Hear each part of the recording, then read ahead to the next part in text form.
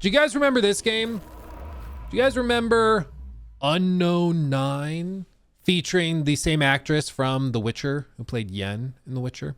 This game was a cataclysmic flop for the company that built it. They spent a ton of money on it, and it just was poorly received. There was no marketing for it. It just kind of died very, very quickly. I mean, this was a huge miss for Bandai Namco, without a doubt. And what was bizarre is that it was sort of like a Concord situation where the studio had greenlit a bunch of other work on the IP. They'd greenlit books. They greenlit little comic book spreads. They greenlit future projects. Their goal was to get into multimedia, which is just code for they wanted to have like TV shows produced over it.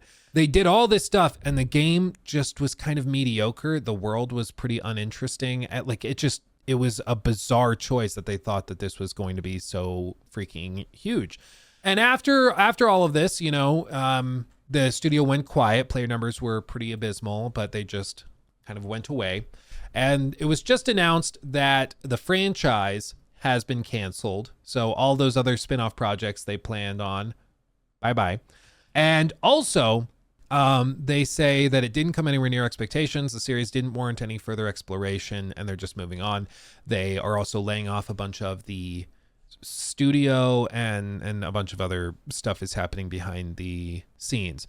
One of the two future projects they're working on, presumably another Unknown 9 game, which had been in the conceptualization phase, has been canceled.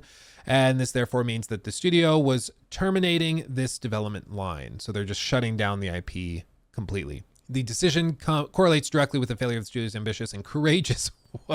I thought this was the journalist typing this out. I was like, what the hell, Eurogamer? They call it ambitious and courageous first project. But no, this is what the studio person said. The boss developer, said, which is funny.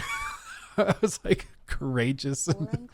Oh, man. Yeah, that's funny. Rich transmedia universe, which, I mean, that's basically just code for they wanted this to turn into movies and TV shows and spin-off games, and it just was not a thing. I mean, again, you can't decide what fans are going to connect with. You just have to make the best thing you can and hope that they do, and hope that it finds that audience and that the audience connects with it.